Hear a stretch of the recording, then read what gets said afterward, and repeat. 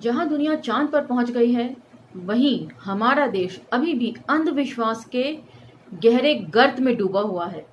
और ये अंधविश्वास कभी कभी नर बलि तक की मांग कर देता है। लेकिन क्या आप जानते हैं कि इस नर बलि में भी किस प्रकार जातिवाद बरता जाता है? सुनकर अजीब लग रहा है ना, लेकिन ये सही है। आज की कहानी जो मैं आपके सामने प्रस्तुत करूंगी, जिसका पाठन मैं आप लोगों के लिए करूंगी, उसे सुनकर आपकी ये मंशा भी जाती रहेगी। चलिए कहानी की तरफ बढ़ते हैं। आभासी दुनिया के मेरे दोस्तों, शालिनी बोल रही हूँ। जय भीम, फूल जौहार। कहानी का विषय है अंधेरे का गर्भ। बलि लकड़ियां चीर रहा था। कुल्हाड़ी से घाव बरस रहे थे। लकड़ी से खपच्चियां उड़ रही थी। लकड़ी का कुंदा टूटते नहीं टूट रहा था। बलि अपनी पूरी ताकत लगाकर कुल्हाड़ी चला रहा था। आधी लकड़ियां काटी जा चुकी थीं, आधी अभी बाकी थीं। सुबह से ही बलि धूप को बदन पर झेल रहा था। 2 दिन में मुखिया के घर की लकड़ियों को काटकर फिर उसे सरपंच के घर की लकड़ियां काटने जाना था। गांव की लकड़ियां काटना ही उसकी जीविका थी। गांव वाले उसे लकड़हारा ही कहा करते थे। लकड़ी काटने की आवाज से हवेली की शांति में बाधा आ रही थी। कुल्हाड़ी के वार से लकड़ी कट रही थी। खपच्चियां उड़कर दूर जाकर गिर रही थी। लकड़ी में घुसी कुल्हाड़ी मुश्किल से बाहर निकल रही थी। बलि लकड़ी में घुसी कुल्हाड़ी को खींचता रहता था। वह पसीने से तरबतर हो रहा था। उसके बदन की नसें ऐंठ गई थीं। उसकी सांस फूल गई थी। हवा की लहर से पसीने में भीगे बदन को ठंडक पहुंच रही थी। बलि ने माथे का पसीना पोंछ लिया और तंबाकू में चूना लगाकर मसलने लगा। बलि के कानों में पैंजनिया के स्वर पड़े। उसका मन तरोताजा हो गया। उसकी नजर विचलित हो गई। उसे कृष्णा राज की बात बताई कहानी याद आ गई। कृष्णा राज महाबाड़े में शराब पीने के लिए आया हुआ था। उस पर बेहद नशा चढ़ गया था। चलना मुश्किल हो गया था। बहुत अंधेरा था और जोरों की बारिश शुरू हो गई थी। बस्ती के कुत्ते उस पर भौंक रहे थे। उस वक्त बलि ने कृष्णा को सहारा दिया और उठाकर उसके घर पहुंचा दिया। राजगीर कृष्णा दूसरे गांव का था। मुखिया की हवेली बनाने के लिए वह अपने बाप के साथ यहाँ आया हुआ था। 2 वर्ष तक काम चलता रहा। कृष्णा राज की बातों को बलि भूल नहीं पाया। उसे आज भी उसके शब्द तेजाब की तरह जला रहे हैं। मुखिया की हवेली मैंने ही बनाई है, पता है तुझे? दिन में काम चलता था और रात में वह अपने आप जमीन में धंस जाया करती थी। हवेली की दीवारें उठ नहीं रही थी। चाहे कितनी कोशिश करो, काम आगे ही नहीं जा रहा था। हम थक गए थे। मुखिया एक ओझा को लेकर आया। पता है जानकार ने क्या बताया? उसने कहा, हवेली का काम कभी भी पूरा नहीं होगा। अगर पूरा करना चाहते हो तो गृह शांति करनी होगी।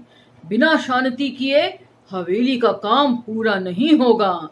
शांति करने का मतलब समझते हो? कृष्णा राज बता रहा था। ओझा ने क्या बताया मालूम है? उसने कहा, अर्थात ओझा ने, उसने कहा कि हवेली की नींव में किसी गर्भवती महारन को गाड़ना होगा। किसे गाड़ा गया जानता है? तेरी माँ को गाड़ दिया गया। उसके पांव भारी थे। तुम्हारे जन्म के बाद दूसरी बार की बात है। तो ये है वो जातिवाद जो बढ़ता जाता है नर बलि देते समय भी। यूं तो नर बलि की पक्षधर मैं नहीं हूं, और शायद ही कोई होगा जिसे थोड़ा भी ज्ञान हो, लेकिन आज भी ये प्रथा बदस्तूर जारी है। अभी भी न्यूज़पेपर में यदा कदा ऐसे इंसिडेंट्स आ जाते हैं कि अमुक इंसान ने XYZ की बलि दे दी, किसी ने बच्चे की बलि दे दी, तो सुनकर मन खट्टा हो जाता है। तुम्हारी माँ खेत में काम करके लौट रही थी। उसके सर पर घास का गट्ठर था। मुखिया के मुलाजिमों ने उसे रास्ते में ही पकड़ लिया। उसे उठाकर मुखिया के बाड़े में ले आए। रात में उसे हवेली की नींव में गाड़ दिया। ओझा अबुआ कर कांपने लगा था। मंत्र बोले जा रहे थे। तुम्हारी माँ मौत के डर से कांप रही थी, चिल्ला रही थी, मेरे पेट में बच्चा है, मुझे छोड़ दो। तब से मैं शराब पी रहा हूं। मतलब उस गम को भुलाने की कोशिश में जो कहानी बता रहा है कृष्णा, उसने उन चीखों को से पीछा छुड़ाने के लिए शराब पीना शुरू कर दिया। मुखिया ने ओझा को 5 मुट्ठी धन दे दिया। गांव में अफवाह फैला दी गई कि तुम्हारी माँ मुंबई भाग गई है। फिर मुखिया ने तुम्हारे बाप को जमीन का एक टुकड़ा दान दे दिया। अब तुम 3-4 साल के होगे। कृष्णा राज डरते हुए बताता रहा।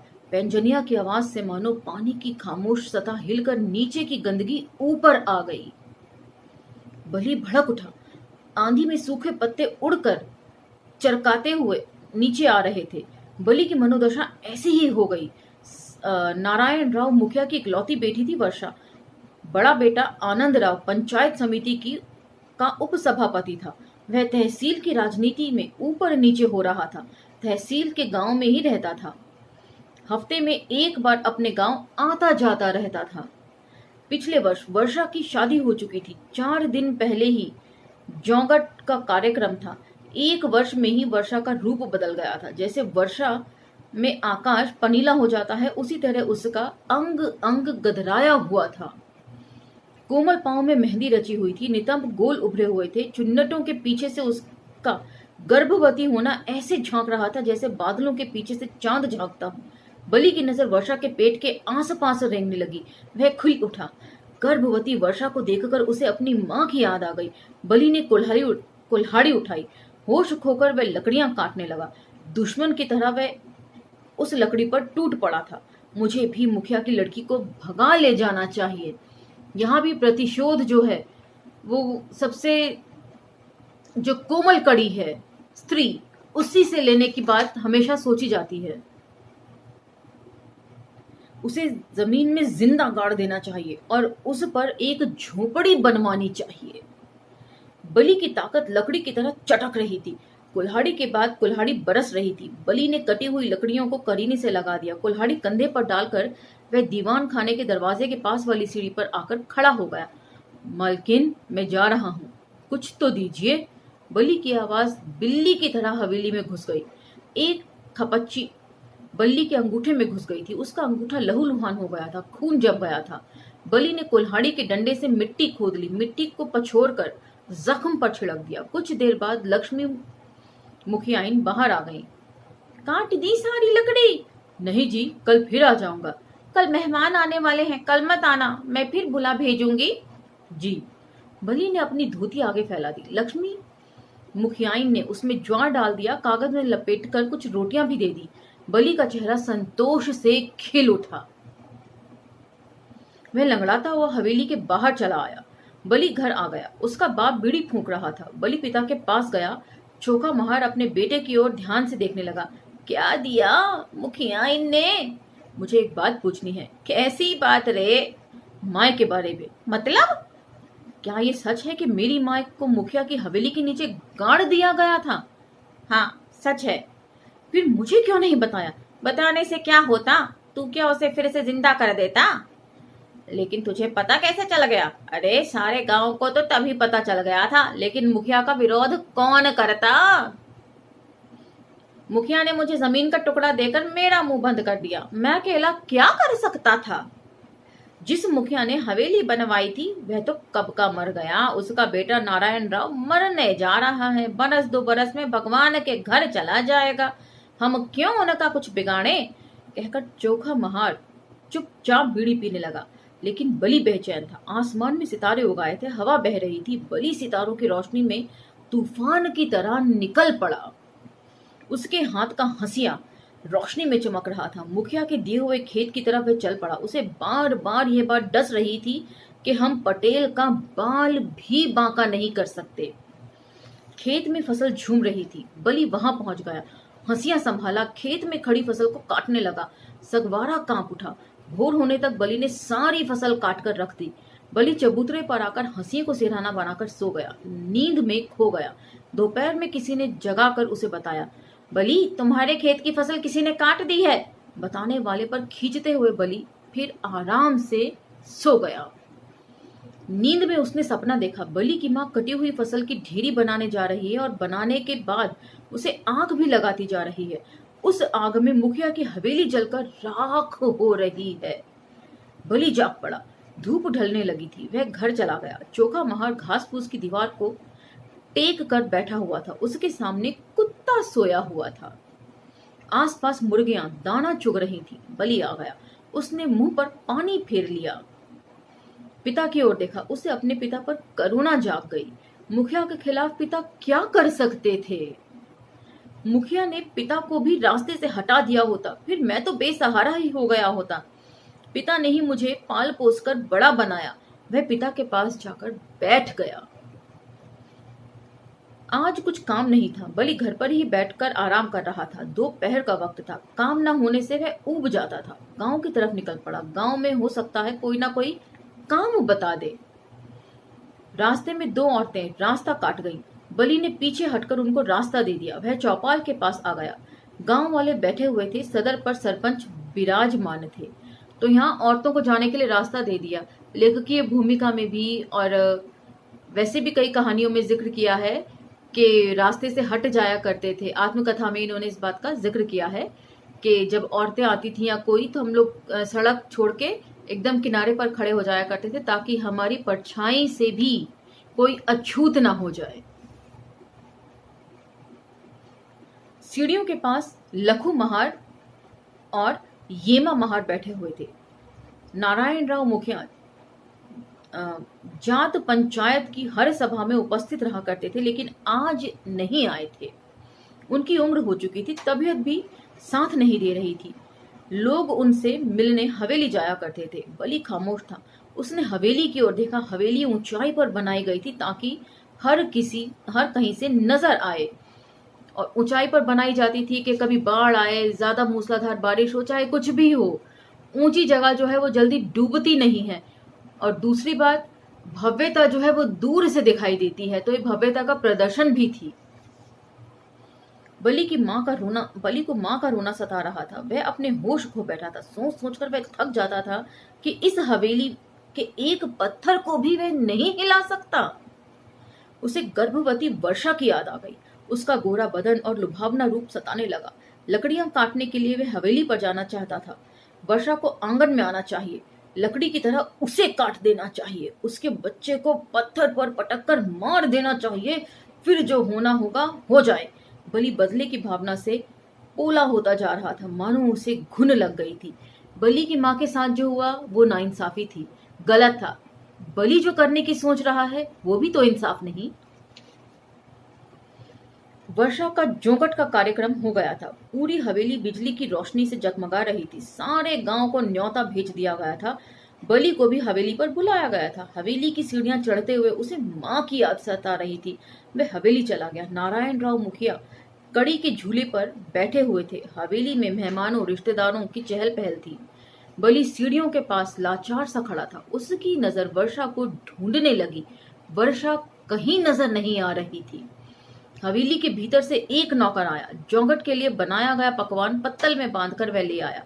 बलि ने उसे ले लिया। मुखिया को जौहार कर वह बाहर निकल आया। बाहर निकलते वक्त उसे ऐसे महसूस हुआ जैसे पांव में भारी बेड़ियां डाल दी गई हों। यह मिठाई का भोज तो मेरी माँ का महाभोज है।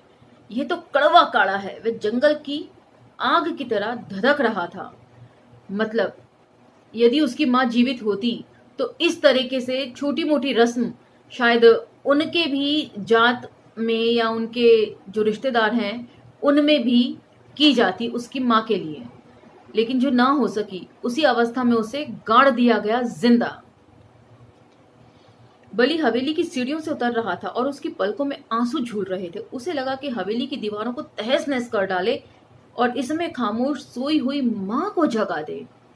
उसे पुकारे, उसे गलबहियां ले ले। लेकिन यह सब तो उसकी कल्पना का खेल था। वर्षा शायद अपने गर्भवती होने के दिनों की गिनती ना करती हो, लेकिन बलि एक एक दिन गिन रहा था। जैसे जैसे वर्षा की प्रसूति का दिन निकट आने लगा, वैसे वैसे वह पागल होने लगा। वह इस इरादे से भर गया कि जब तक वर्षा गर्भवती है तब तक ही मुझे बदला लेना चाहिए। मतलब बदला लेने के लिए गर्भवती माँ को मारा था तो गर्भवती बेटी से ही वो बदला लेगा। इसलिए उसे ज्यादा जल्दबाजी थी कि बच्चा किसी तरह पैदा ना हो। बच्चे के पैदा होने से पहले ही बलि दे दी जाए या मार दिया जाए। वह इस इरादे से भर गया कि जब तक वर्षा गर्भवती है तब तक ही मुझे बदला लेना चाहिए। अब 9वां मास पूरा हो जाएगा, 9 दिन भी पूरे हो जाएंगे, फिर वह सुख से प्रसवा हो जाएगी। फिर एक बार हवेली में धूम मचेगी, लेकिन यह खुशियों का दिन नहीं आ पाएगा। वह हवेली खून से रंग जाएगी। बलि दिन रात बदले के सपने देखने लगा। वह सोचता था कि बच्चे के पैदा होने से पहले ही वर्षा को और उसके बच्चे को मार डाले, वो किसी तरीके से जचकी ना उसकी हो। बलि ने कुल्हाड़ी कंधे पर रख ली और वह हवेली की दिशा में चल पड़ा। अमावास के बाद की रात थी। चांद अभी निकला नहीं था, सितारे भी कम ही थे। हवा झिरझिर बह रही थी। गांव शांति से सोया हुआ था। बलि के पांव में तूफान भर गया था। दिमाग में बिजलियां कौंध रही थीं। आंखें बड़वानल सी डरावनी हो गई थी। अंधेरा रहस्यमय लग रहा था। हवेली मृग मारीचिका की तरह कांप रही थी। बलि ने कंधे पर रखी कुल्हाड़ी को भीषण आवेग के साथ ऊपर उठाया और हवेली की दहलीज पर जोर से आघात किया। एक ही बार में दहलीज के 2 टुकड़े हो गए। बलि होशो हवास खोकर उस बुलंद हवेली के खानदानी दरवाजे पर लगातार आघात करता रहा और दरवाजा ढीला होता गया। कुल्हाड़ी की धुआंधार आवाज से हवेली कांप उठी। मुखिया नारायण राव पुकारने लगे, कौन है, कौन है? बलि ने आखिरी आघात किया और दरवाजा धड़ाम से जमीन पर गिर पड़ा। सीढ़ियों से लड़खड़ाता हुआ नीचे आ गिरा। जोर की आवाज हुई। इस आवाज के साथ छोटे बच्चे की रोने की आवाज भी आ गई। वर्षा प्रसूत हो गई थी। चांद निकल आया था। बलि हवा की तरह अंधेरे में गायब हो गया। बच्चा पैदा हो चुका था। वर्षा अब गर्भवती नहीं रही थी और बलि ने कसम खाई थी कि गर्भवती होते ही, मतलब बच्चा पैदा होने से पहले ही वह वर्षा को खत्म कर देगा और उसके बच्चे को भी। तो उसकी ये कसम पूरी ना हो सकी क्योंकि बच्चा पैदा हो गया था और वह जंगल की तरफ भाग गया। तो ये थी वह कहानी जो घोर अंधविश्वास में डूबे हमारे समाज की को भी सामने लेकर आती है और किस तरीके से इसमें भी जातिवाद कायम रखा जाता है, इस ओर भी ये इशारा करती है।